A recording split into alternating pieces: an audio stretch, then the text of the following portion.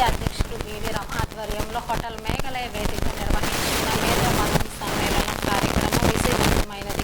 ఈ కార్యక్రమానికి హాజరైన ముఖ్య అతిథిగా మాజీ డీజీపీ ఏపీ వెంకటేశ్వరరావు మాట్లాడుతూ గతంలో మహానుభావుడు ఎన్టీఆర్ ప్రజలే దేవుళ్ళని భావించేవారన్నారు. కానీ ప్రస్తుత రాజకీయ నాయకులు తమకు తామే దైవంగా భావించి ప్రజలను భక్తులుగా చూస్తూ వారి చేత చప్పట్లు కుట్టించుకునే ప్రయత్నం చేస్తున్నారని విమర్శించారు.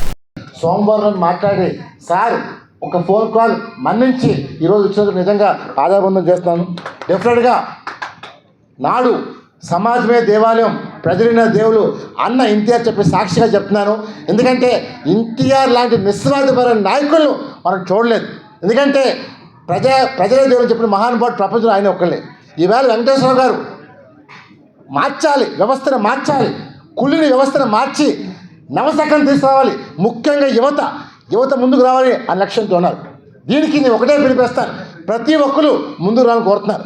పార్టీలు కాదు, రాష్ట్రం బాగుండాలి, తెలుగు జాతి కూడా లక్ష్యంతో పనిచేయాలి తప్ప పార్టీలుగా మనం చేస్తున్నాను ఈరోజు. ఎందుకంటే ఆయన ఒక ఐపీఎస్ అధికారి. ఇవాళ మనకంట ఆయన చాలా తెలివితేటలు చాలా ఉన్నాయి. అలాంటి తెలివితేటలు ఇవాళ సమాజానికి అవసరం, ముఖ్యంగా యువతకు అవసరం. ఇవాళ యువత పక్కదారి పడుతుంది, ఇవాళ యువత నిర్వీర్యం చేస్తున్నారు. నేను ఒకటే కోరుతున్నాను, ఏబీ వెంకటేశ్వర గారి ద్వారా రాష్ట్రం బాగుండాలి, ఆంధ్రప్రదేశ్ ఈ దేశానికి రోల్ మోడల్ కోరుకుంటున్నాను. ఇవాళ చాలామంది స్వార్థానికి రాష్ట్రాన్ని నాశనం చేస్తున్నారు. దయచేసి ఉదాహరణ తీసుకుందాం. ఇవాళ భారతదేశంలో ఎక్కడ కూడా 99 పైసలు భూమి లేదు. దౌర్భాగ్యం విశాఖపట్నంలో ఉంది. ఇది నిజంగా ఎంత దౌర్భాగ్యం అంటే అర్థం కావట్లేదు. ఇలా చాలా ఉన్నాయి. అసలు డెఫినెట్గా ఇవాళ చాలామంది వచ్చారు, డాక్టర్స్ వచ్చారు, లాయర్స్ వచ్చారు, ప్రొఫెసర్స్ వచ్చారు సార్తో. ఎందుకంటే డెఫినెట్గా సార్ అంతా తెలుసుకొని దీన్ని ఎలా చేయాలి చాకౌట్ చేయబోతున్నారు. డెఫినెట్గా చరిత్ర సృష్టించాలి. ఇప్పుడు ఒక్కరిగానే వస్తారు, చరిత్ర సృష్టించి తీరుతారు. ఏపీ వెంకటేశ్వర గారితో చరిత్ర సృష్టించి ప్రతి వాళ్ళ గుండెలో ఉండే మనం చేస్తారు. ఒక అన్నగా, తమ్ముడుగా, కొడుకుగా, మనోడుగా, మీ వాడిగా, మీ మనిషిగా రాబోతూ మనం చేస్తాను. జై హింద్. ఏపీ వెంకటేశ్వర. కొన్ని రాజకీయ నాయకులు రెచ్చగొట్టే ప్రయత్నం చేస్తున్నారు, ముఖ్యంగా ప్రతిపక్ష పార్టీలు. వాళ్ళ పని అది కాబట్టి చేస్తారు. సోషల్ మీడియాకి పరిమితమైనటువంటి యువత, మిగిలిన వాళ్ళు కూడా ఈ పేపర్లో వచ్చింది, కంటికి కనిపించేది చూసి ఏదో ఒక ప్రాంతానికి ఒక ప్రాంతం వ్యతిరేకులు అన్న భావనలో కొట్టుకుపోయి వాళ్ళొక అడ్డగోలు పోస్ట్ పెడితే ఇటువైపు నుంచి ఒక 10 అడ్డగోలు పోస్టులు, సోషల్ మీడియాలో కొట్లాటలు. కిషోర్ అన్నట్టు ఈ కొట్లాటల్లోనే మన శక్తి అంతా దారపోసేసి, మన సమయం అంతా దారపోసేస్తే రోడ్డు మీదకి వచ్చి యాజిటేషన్ చేసేవాడు ఎవడు మిగులుతాడు? అందుకని చెప్పి మన శక్తి అంతా దాంట్లో నిర్వీర్యం అయిపోతాం. సరే, సోషల్ మీడియా ఒక బలమైన ఆయుధం ఈ రోజున. దాన్ని సరిగ్గా ఉపయోగించుకుంటే కిషోర్ చెప్పేది క్షణాల్లో లక్షలాది మందికి చేరిపోవాలని అంటే అదొక మంచి సాధనం. కానీ మనం బ్యాటరీలో 2 వైర్లు ఉంటాయి. 2 వైర్లు ఒక లైట్ బల్బు కనెక్ట్ చేస్తే లైట్ వెలుగుద్ది, మోటార్ కనెక్ట్ చేస్తే మోటార్ తిరుగుద్ది.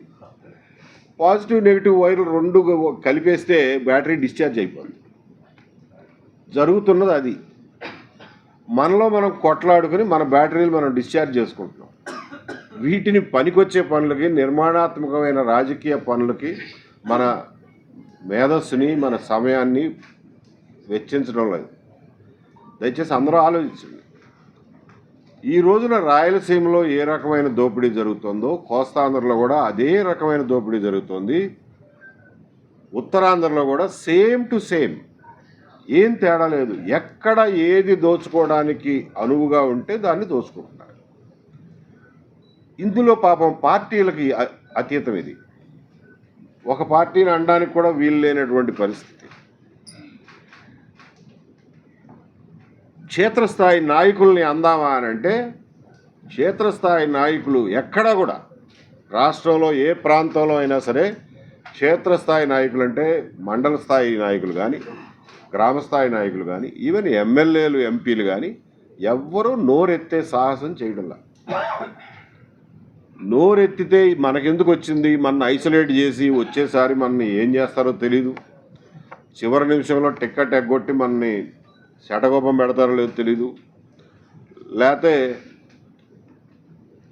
ఉండగానే మన మీద గోతులు తవ్వుతారో లేదో తెలీదు, పబ్లిక్గా హ్యూమిలియేట్ చేస్తారేమో, నీకేం తెలుసు కూర్చో అంటారేమో, ఎందుకు వచ్చిన గొడవ, ఎట్లాగూ మనం చెబితే వినరు అనే పరిస్థితికి వచ్చారు.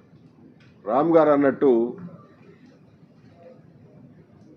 ప్రజలే దేవుళ్ళు, సమాజమే దేవాలయం అని నిజంగా నమ్మినవాడు మాత్రమే రాజకీయాలు చేయడానికి అర్హుడు. మాటలు చెప్పటం కాదు. ఎన్టీ రామారావు గారు ఆయనేమి ఆషామాషిగా ఆ మాట అనలా. ఈ భావన మన స్వాతంత్రం రాక పూర్వం నుంచి, స్వాతంత్రోద్యమంలో భాగంగా దేశం అంటే మట్టి కాదో, దేశం అంటే మనుషులో అన్న రోజుల నుంచి, సంఘ సంస్కరణ ఉద్యమాల నుంచి పుట్టినటువంటి భావనది.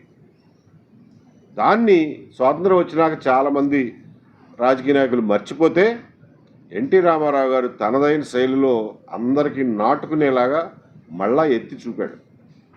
మీరు త్రిపురనేని రామస్వామి రచనల్లో చూస్తారు, గురజాడప్పారావు రచనల్లో చూస్తారు, సంఘ సంస్కరణలో చూస్తారు, శ్రీశ్రీ విప్లవం మీద రాశాడు అనమాట.